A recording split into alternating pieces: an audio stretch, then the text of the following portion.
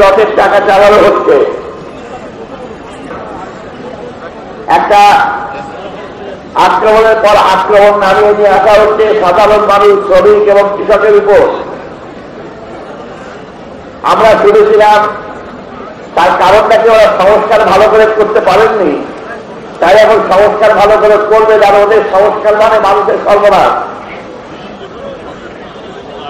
সুতরাং আরো আত্মত অত্যাচার, কুসংস্কারের বিরুদ্ধে যারা লড়াই করতে চান তাদেরকে খুন করা, সারা ভারতবর্ষে একটার পর এক করে কার্যক্রম কি হচ্ছে না আমাদের রাজ্যে।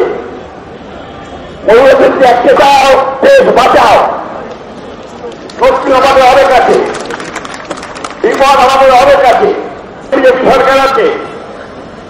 কিন্তু এই মুহূর্তে যদি আমরা তৃণমূলকে পরাস্ত করতে না পারি, আমাদের রাজ্য থেকে তৃণমূলকে হবে না পারি, তাই হবে রাজ্যের সিদ্ধান্ত রাজ্যের ঘোষণা। আমাদের কংগ্রেস উদ্যোগী পক্ষে অনুরোধ করেছিলাম যে আপনি এই লড়াই শিডিউলটা করিয়ে দিয়ে যান।